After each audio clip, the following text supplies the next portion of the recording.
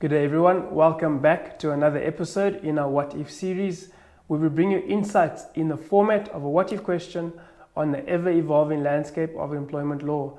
My name is Ross Simon from Maserumule, and in today's episode we will unpack what if an employee claims they are not at fault for an accident that causes significant damage to a company vehicle. What are the applicable legal considerations and implications? In the case of G4S Secure Solutions Proprietary Limited versus Strauss and others, the applicant G4S sought to review an arbitration award that found the dismissal of an employee substantively unfair. The employee was dismissed for allegedly causing a traffic accident due to reckless or negligent driving while escorting a client's vehicle. The accident occurred on a rainy day, and the employee lost control of his vehicle, which skidded and rolled off the road. G4S argued that the employee's driving was reckless, but the employee contended that poor weather conditions caused the accident. The vehicle's internal CCTV footage exposed that the employee had, while driving in the rain, been holding the steering wheel with one hand and had looked tired. Even though the employee admitted to driving during rainfall with one hand on the steering wheel while feeling tired, the CCMA found that he had been unfairly dismissed and awarded the employee retrospective reinstatement. The Commissioner found that the employee's dismissal was substantively unfair, primarily because G4S did not prove that he was driving recklessly or negligently. The Commissioner accepted the employee's explanation that hitting a puddle of water caused the accident and that he had taken reasonable steps to mitigate the risk by driving below the speed limit.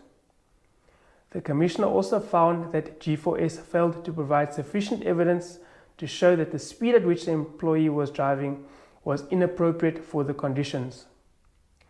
Disenchanted by the Commissioner's award, G4S approached the Labour Court on review, arguing that the Commissioner misapplied the legal test for negligence and recklessness, failed to properly consider video evidence of the incident, and gave undue weight to photographs taken after the accident.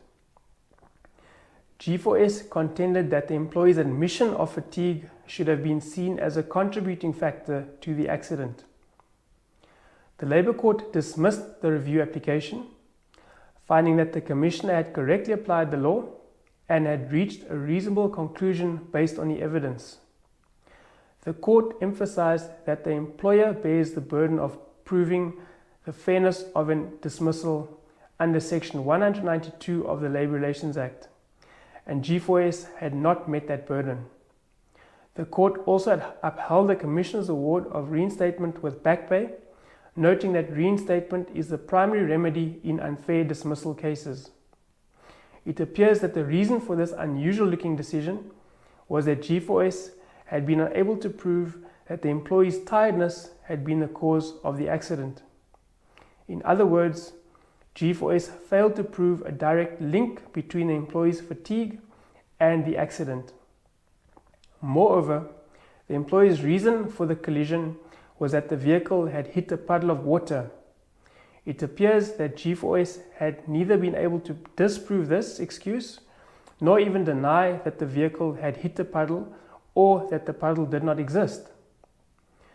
G4S, instead of relying solely on the camera evidence and the tiredness of the employee, needed to have investigated the site of the accident to see whether there had been a depression in the road that could have resulted in the alleged puddle and in the vehicle going out of control.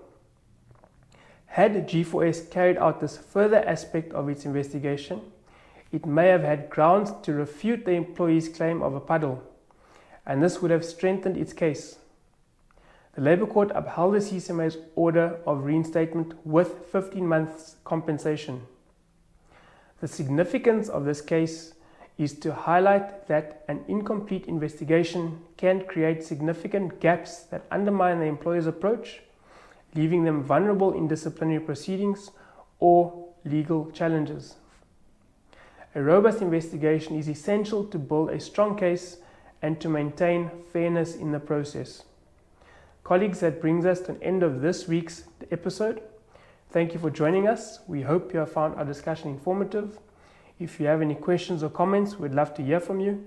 You can find us on social media, or you can email me at ross@massconsulting.co.za. Until next time, bye-bye.